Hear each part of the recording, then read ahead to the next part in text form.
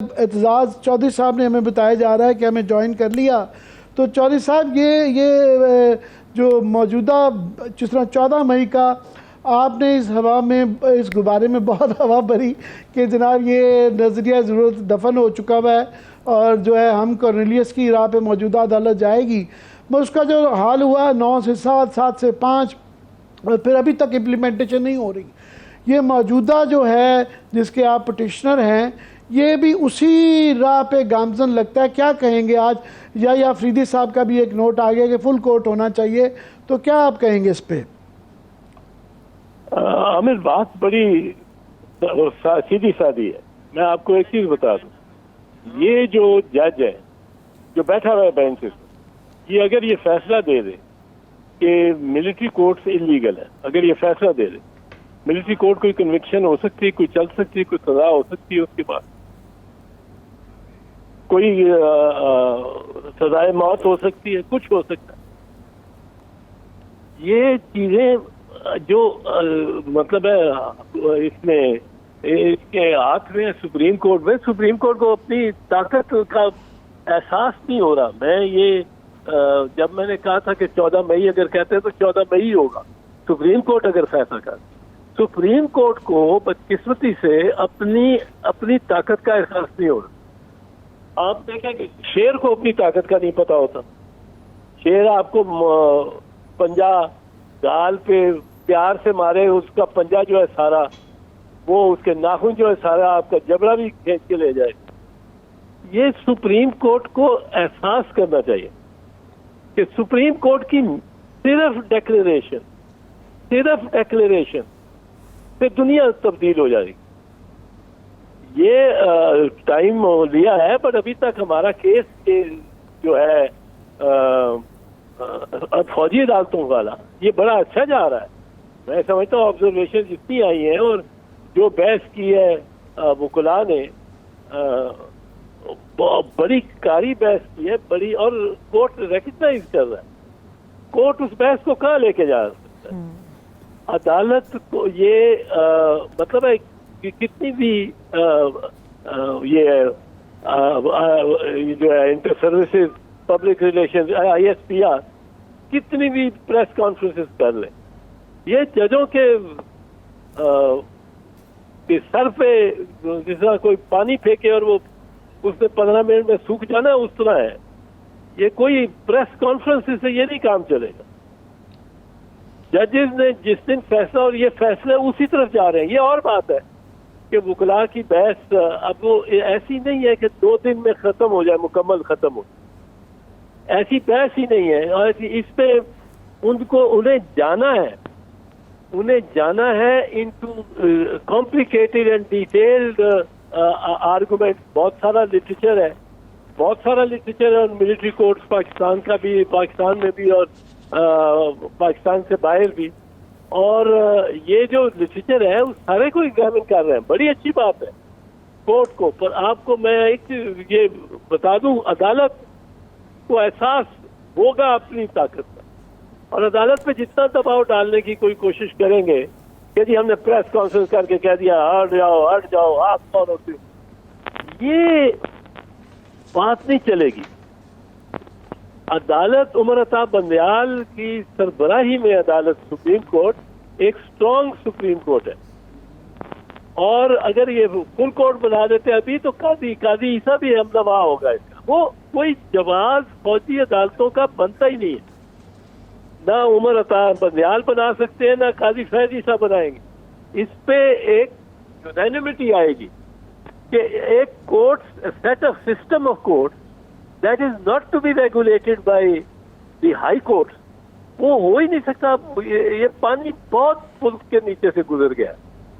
इस पे कोई अगर ये सोच रहा है कि अदालत ने पीछे हट गई है और इस प्रेस कॉन्फ्रेंस से बड़ा मारकतुलारा काम किया है, कोई दाद भी दे रहे होंगे ISPR के DG को लोग, कमाल किया, अदालत को भगा दिया।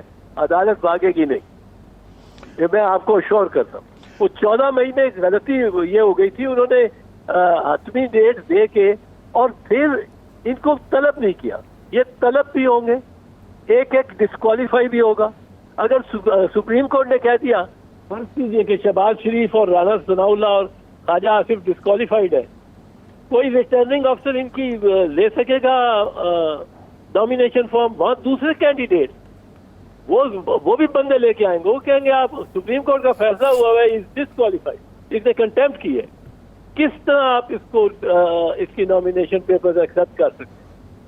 सुप्रीम कोर्ट में एक बड़ी ताकत है। उमर अता बंदयाल बड़े डिसेंटली लेके जा रहा है, बिकॉज ही डजंट वांट कि ये इल्जामात और ये वो ही हो कि जी हम मानते ही नहीं। क्योंकि जब 5 जजेस का बेंच था, उसमें 5 के 5 जज पहले जुमले में कहते हैं कि भाई ये मेजॉरिटी ऑफ 3 to 2 हमने ये फैसला किया। यानी 5 को उन्होंने, जो 2 जज माइनॉरिटी में भी थे, उन्होंने भी कहा कि हम इसको रिकॉग्नाइज करते हैं।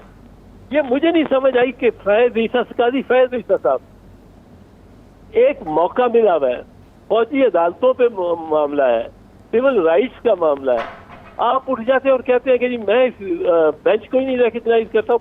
आप 2 हैं, काजी फैज ईसा और तारिक मसूद, बाकी 7 जजेस ने तो रिकॉग्नाइज किया हुआ ना उस बेंच को। तो ये 2 अगेंस्ट 7, ये किस तरह मेजॉरिटी बन जाती है? अब वो ख्वाजा आसिफ के राना सनाउल्लाह ने कहा। चौधरी साहब मैं जो है हमारे साथ यहाँ पे मियाँ अकील अफजल साहब हमारे 92 के रिपोर्टर हैं, ये आज वहाँ पे अदालत में मौजूद से ये भी आपसे सवाल कर सकते हैं। मेरा आपसे सवाल ये है कि आप 14 मई पे भी बड़े उम्मीद थे कि ये आज बुलाएंगे प्राइम मिनिस्टर को, आज बुलाएंगे, तो वो 2-3 माह गुजर गए। तो वो मैं भी आपके ज्वाइन करने से पहले कह रहा था, मुझे लगता है कि बंदयाल साहब ज़्यादा इंतज़ार सितंबर का कर रहे हैं गवर्नमेंट की बजाय कि इन मुकदमात का फैसला करते लटकाई जा रहे हैं। और एक मुकदमा नहीं, 6 मुकदमे हैं बड़े मेजर जिनके अंदर लटकी जा रहा है।